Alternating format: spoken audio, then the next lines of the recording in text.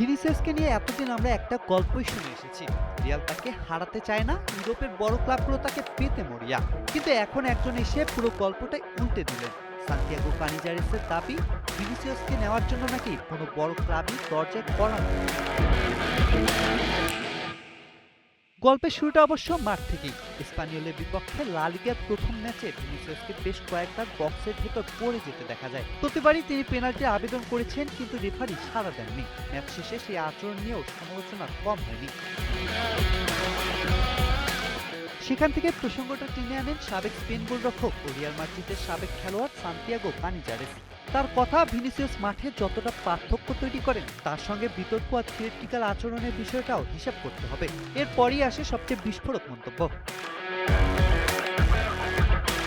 কানিজারেসের দাবি, গত গ্রীষ্মে রিয়ালের সামনে প্রশ্ন ছিল, ভিনিসিয়াসকে বিক্রি করা হবে নাকি রেখে দেওয়া হবে, নাকি বড় কোনো ক্লাব তাকে নিতে আগ্রহী দেখায়নি। এমনকি তার ভাষ্য অনুযায়ী রিয়াল বাধ্য হয়ে ভিনিসিয়াসের সঙ্গে নতুন চুক্তি করেছে। একমাত্র স্মার্ট সিটি বসুন্ধরা, আধুনিকতায় এক ধাপ এগিয়ে। এখন এখানে গল্পটা একটু গোল মেলে, কারণ ভিনিসিয়াসকে ঘিরে অন্য ছবিও আছে। সৌদি আরবের বড় ক্লাবগুলোর আগ্রহের খবর তো ছিলই, ইউরোপের ক্লাবগুলোর মধ্যেও আর্সেনালের নাম আলোচনায় এসেছে। এমনকি গুঞ্জন ছিল ব্রাজিলিয়ান উইঙ্গারকে দলে পেতে তাকে আর্সেনালের ইতিহাসের সবচেয়ে বেশি বেতন দেওয়া খেলোয়াড় বানাতে প্রস্তুত ছিল তারা। শেষ পর্যন্ত অবশ্য ভিনিসিয়াস কোথাও যাননি, বরং রিয়ালের সঙ্গে 2025 সাল পর্যন্ত নতুন চুক্তি করেছেন।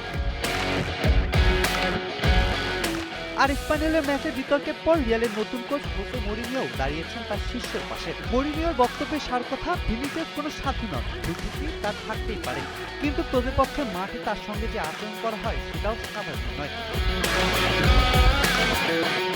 তাহলে আসল সত্যিটা কি? ভিনিসিয়াসকে কি কেউ চায়নি, নাকি তাকে ঘিরে ফুটবল বাজারে অন্য কোনো হিসাব চলছে? একদিকে কেউ চায়নি বলে বিস্ফোরক দাবি, অন্যদিকে রিয়ালের 2032 পর্যন্ত আস্থার চুক্তি। ভিনিসিয়াসকে ঘিরে এই গল্পের শেষ বাঁকটা কোথায়, সেটাই এখন দেখার বিষয়। কালের কণ্ঠ।